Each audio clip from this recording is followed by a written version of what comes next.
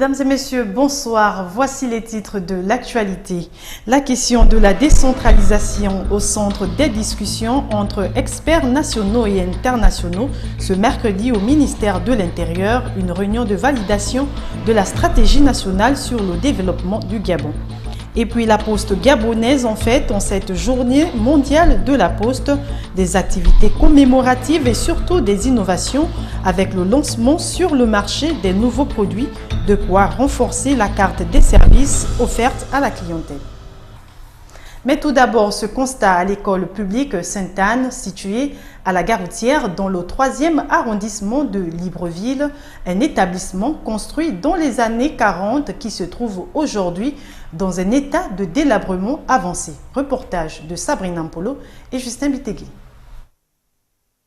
3 bâtiments pour 12 salles de classe pédagogiques et une salle d'informatique accueillent les 500 élèves régulièrement inscrits. C'est le vandalisme au niveau de Sainte-Anne puisque nous sommes en pleine gare routière. Donc c'est une école qui a droit à une protection. Donc il nous faut un gardien ici qui doit toujours veiller nuit et jour pour essayer de garder le matériel de l'école. En début d'année, qu'est-ce que j'ai fait? J'ai essayé de rafistoler les tables bancs cassées. On a essayé de récupérer 40 sur les tables bancs cassées et on a regardé du côté des moyens que les parents donnent. On a acheté 24 pour essayer d'équiper quand même 2 salles de classe. Le manque de tables-bancs, des salles de classe qui coulent, le vieillissement des bâtiments font partie des problèmes auxquels sont confrontés les élèves, mais aussi les enseignants de cet établissement public. C'est une école qui date depuis 1945. Donc, même les salles de classe, le premier bâtiment coule. Quand il pleut, les élèves n'arrivent pas, les enseignants n'arrivent pas à travailler avec les enfants. Et à part ça, il y a aussi des trous qui se sont formés dans les salles de classe. Donc il faut les refermer. Donc il faut totalement changer le toit, surtout du premier bâtiment. Voilà un constat sans doute amer après quelques semaines seulement de la rentrée des classes. Un appel lancé à l'endroit des autorités par le responsable de cet établissement pourrait sans doute changer la donne. Dans le cadre de sa caravane de solidarité et de partage initiée l'année dernière, le secrétaire d'arrondissement du Parti démocratique gabonais, Alex Bongo Ondimba, représenté par son épouse Nathalie Bongo Ondimba, s'est rendu dans le 3e arrondissement ce mercredi. Objectif, distribuer des kits scolaires et des splits aux élèves et différents responsables d'école. Reportage de Douglas Tonto, mais Justin Bitegui. Sillonner les établissements scolaires du 3e arrondissement de Libreville pour récompenser les meilleurs élèves de l'année académique 2012-2013 en vue d'encourager l'excellence. C'est le leitmotiv du secrétaire d'arrondissement du PDG, Alex Bongo Ondimba. La caravane s'étend à tous les établissements du 3e arrondissement. Il y en a 16 et nous n'avons oublié personne. Nous avons fait le tour. Nous avons distribué 62 kits dans chaque établissement afin de récompenser les meilleurs. Démarré dans les écoles pilotes et urbaines du centre, en passant par l'école catholique de Sainte-Anne, à chaque étape, l'assainissement de l'environnement immédiat des apprenants et la remise des kits aux heureux bénéficiaires qui n'ont pas caché leur joie étaient au programme. C'est toujours un agréable plaisir de recevoir en ce début d'année les kits scolaires qui vont soulager nos familles. Nous tenons à vous rassurer que nous ferons de bons usages et vous promettons de fournir des efforts supplémentaires en cette année académique. Cette caravane de solidarité à l'endroit des enfants les plus méritants profite également aux établissements avec notamment un split par école visant à rafraîchir les salles d'informatique ou des enseignants dans une ville où la température tourne autour de 27 et 35 degrés Celsius. C'est décidé, le maire de Libreville ne reviendra pas aux affaires pour un second mandat. C'est ce qui ressort de l'arbitrage du chef de l'État samedi dernier au cours d'une réunion avec les membres du Parti démocratique gabonais où il était question d'éplucher les différentes listes et candidatures devant défendre les couleurs de ce parti lors du scrutin des locales à venir. Le récit de Kenyongori.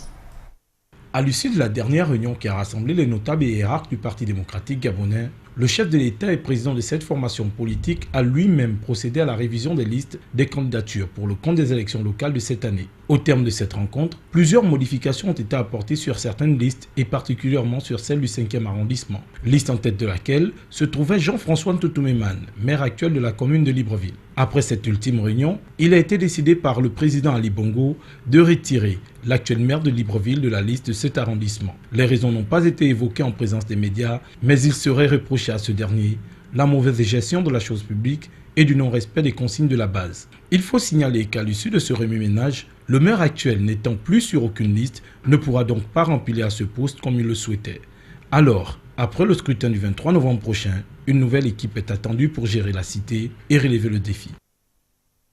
À présent, la page économique de ce journal, valider la stratégie nationale de décentralisation et de déconcentration pour le développement local du pays à l'ORE 2018. C'est le but de l'entrevue qui a réuni ce jour les experts gabonais et représentants du système des Nations Unies pour le développement au ministère de l'Intérieur. Retrouvons Kenyon Gori. Autour d'une même table depuis ce mercredi, experts gabonais et partenaires du programme des Nations Unies pour le développement s'accordent sur la validation de la stratégie nationale de décentralisation et de déconcentration. Aujourd'hui, nous sommes sur la validation de ce rapport final qui sera notre outil pour conduire la politique de décentralisation en République gabonaise. Pour ce faire, une loi vieille de 1996 réglementant la décentralisation ne connaîtra d'essor que cette année après sa révision. Depuis 1996, vous avez vu, vous avez observé le retard dans la mise en œuvre effective de la décentralisation, mais avec la loi, donc, nous allons avoir le cadre législatif qui va nous permettre de travailler et l'outil que nous allons valider à la fin de ce séminaire, nous allons avoir là tout ce qu'il nous faut pour mettre en œuvre la politique de décentralisation.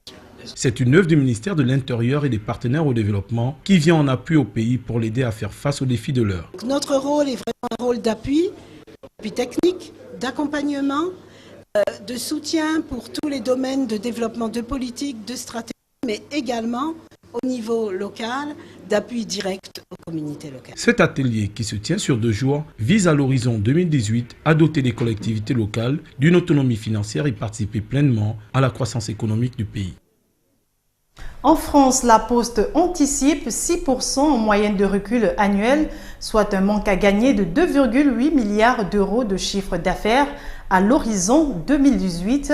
Au Gabon, cette entreprise essaie de compenser ce recul par de nouveaux services tels que la Poste Banque, la carte Perroquet et bien d'autres. En ce 9 octobre, date de son anniversaire, une présentation des nouveaux produits a fait la fête. Donc, compte rendu de Douglas Tonton. 39 ans après la création de l'Union postale universelle, la Poste gabonaise vient de présenter à Libreville ses nouveaux produits pour pallier les difficultés rencontrées au quotidien. On a décidé d'organiser un petit stand pour expliquer aux clients comment on doit pouvoir résoudre leurs problèmes et quelles sont leurs attentes et donc en retour leur donner les prestations que nous avons. La Banque postale, ouvrir un compte et puis avoir un package sur le compte, sur le petit crédit rentrée scolaire, le petit crédit équipement, la possibilité pour ces personnes aussi d'acquérir une carte de retrait, la possibilité pour eux de bénéficier du réseau qui est large, de ces financiers bureaux, ce réseau qui s'étend sur l'ensemble du territoire national. À côté de ces innovations, il y a les anciens produits tels que le timbre et la boîte postale qui ont du mal à traverser l'ère du temps, avec notamment l'apparition des technologies de l'information ou simplement de l'informatique. Le timbre postal marche, mais il se substitue aussi aux services électroniques aujourd'hui. Et donc la Poste est en train de courir vers la possibilité de mettre en place des nouveaux produits comme le courrier hybride. Pour pallier à certains manquements au niveau de la satisfaction clientèle en termes d'acheminement de courrier. Il y a aussi plusieurs boîtes postales disponibles. Nous n'attendons que les clients, les Gabonais. Précisons que la Journée mondiale de la Poste est célébrée tous les 9 octobre de chaque année à travers le monde et le Gabon n'a pas dérogé à la règle. Et maintenant, la page santé. Ça y est, le Gabon va désormais disposer des données chiffrées permettant d'évaluer les dépenses sur le domaine de la santé. Les résultats des comptes nationaux de santé pour l'exercice 2010 ont été publiés hier, mardi, en présence des principaux acteurs de ce secteur. Le point avec Sabrina Mpolo et Fred Ndongo. Le Gabon vient de franchir un pas important dans l'identification de son système de santé. Les comptes nationaux de la santé pour l'année 2010, rendus publics, tracent désormais la voie d'une meilleure gestion de ce secteur. Notre politique nationale de santé s'est fixée comme but de doter la nation gabonaise à l'horizon 2020 d'un système de santé cohérent et performant, mettant l'individu au centre des soins de santé, accessible à tous les citoyens et reposant non seulement sur la stratégie des soins de santé primaires, mais aussi sur l'innovation et les nouveaux modes de gouvernance des structures hospitalières, publiques et parapubliques. Alors que ce secteur n'avait jusque-là connu une gestion véritable basée sur des données scientifiques et chiffrées, les présents comptes interviendront dès à présent comme un thermomètre financier. Lorsqu'ils sont régulièrement élaborés, les comptes nationaux de la santé permettent à suivre le seuil de dépenses de santé, levier indispensable du suivi et de l'évaluation économique des soins de santé d'un pays. Pour l'OMS, en dépit de l'évolution constatée, soit 6,% en 2003 et plus de 10% actuellement, des efforts restent à faire pour atteindre le seuil de 15%. Je voudrais conforter votre décision en rappelant que l'institutionnalisation des comptes nationaux de la santé est une mesure forte que l'OMS et l'ensemble des partenaires saluent et soutiennent. Toutefois, les premiers comptes nationaux ouvrent une nouvelle voie pour un système de santé efficace, performant au service des populations. C'était le journal de la rédaction. Merci à vous qui l'avez regardé. L'information continue sur les www.gabonnews.com. À demain, 20h.